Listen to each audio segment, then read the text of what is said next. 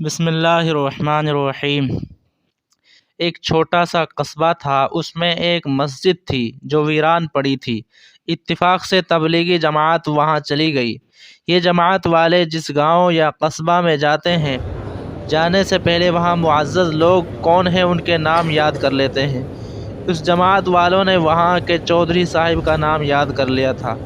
تبلیغ جماعت والے زیادہ تر بڑوں کو سمجھانے کی محنت کرتے ہیں، اس نیت سے کہ بڑے اگر صحیح راستے پر آ جائیں تو بہت کچھ مخلوق خدا کی اصلاح ہو سکتی ہے۔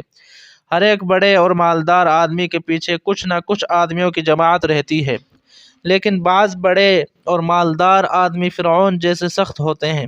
اگر فرعون ایمان لے آتا تو سارا ملک مسلمان ہو جاتا، لیکن ان میں کے کم ہی لوگ ایمان لاتے ہیں۔ جماعت والوں نے اپنا سامان مسجد میں رکھا، مسجد میں جھاڑو وغیرہ دی اور صاف صوف کر کے پھر گشت میں نکلے۔ چودھری صاحب کا نام پہلے ہی یاد کر لیا تھا، پوچھ تاچھ کر کے اس کے گھر پہنچے۔ چودھری صاحب چارپائی کے اوپر بیٹھے بیٹھے حقہ پی رہے تھے۔ جماعت والوں نے سلام کیا، چودھری نے سلام کا جواب دیا اور اپنی چارپائی کے اوپر تعظیم کے ساتھ جماعت والوں کو بیٹھنے کے لیے کہا۔ جماعت والے چودھری صاحب کی تعریف کرنے لگے کہ ہم نے فلاں گاؤں میں آپ کی تعریف سنی، فلاں قصبے میں آپ کی تعریف سنی، تو دل میں خیال آیا کہ کم سے کم آپ سے ملاقات کر لیں، اس لیے آپ کی خدمت میں حاضر ہوئے ہیں۔ چودھری صاحب اپنی تعریف سن کر پھول گئے اور بڑی محبت سے باتیں کرنے لگے۔ کچھ دیر بعد جماعت والوں نے اپنی بات رکھی۔ چودھری صاحب سے کہا، حضرت ہم جماعت لے کر آئے ہیں اور مسجد میں ٹھہرے ہیں، وہاں اللہ اور رسول کی باتیں ہو رہی ہیں، شام کے وقت آپ تھوڑی دیر کے لیے آ جائیں تو بڑی مہربانی ہوگی۔ چودھری صاحب نے اقرار کر لیا اور رات کو عشاء کے وقت مسجد میں چلے آئے۔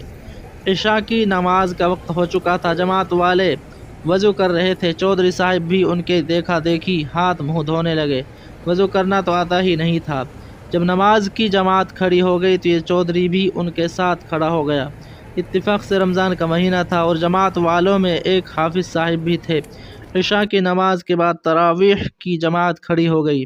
چودھری صاحب بھی ان لوگوں کے ساتھ کھڑے ہو گئے۔ آدھا پونا گھنٹہ تو چودھری صاحب کھڑے رہے۔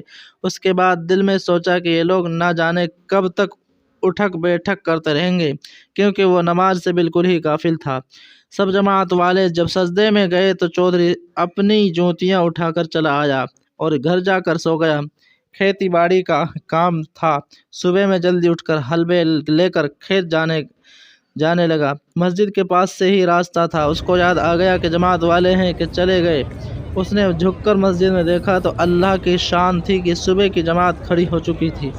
ان کو کھڑے ہوئے دیکھ کر چودھری حیران رہ گیا اور دل میں کہنے لگا، باپ رے باپ، رات بھر کھڑے ہیں، ان لوگوں کے پیروں میں درد بھی نہیں ہوتا ہوگا۔ یہ سوچتا ہوا اپنے کھیت میں چلا گیا اور کام کاج میں لگ گیا۔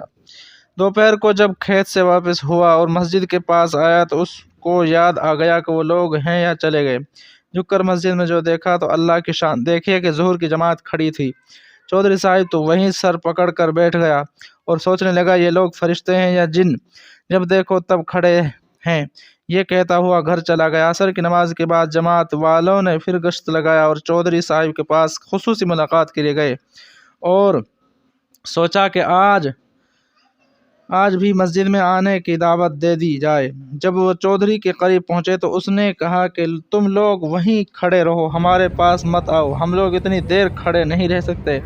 میں صبح آیا تب بھی تم لوگ کھڑے تھے، دوپہر کو آیا تب بھی کھڑے تھے، یہی وجہ ہے تم لوگوں کو ہر جگہ سے بھگایا جاتا ہے۔ جن کی قسمت میں اصلاح نہیں لکھی ہوتی ان کے ساتھ ایسا ہی کچھ معاملہ ہو ہی جاتا ہے، جس کی وجہ سے اگر دین کے کچھ قریب ہوئے بھی رہتے ہیں تو پھر بدک جاتے ہیں۔ اس لیے کہا جاتا ہے کہ ہمیشہ اللہ تعالیٰ سے توفیق و ہدایت کی دعا مانگتے رہنا چاہیے۔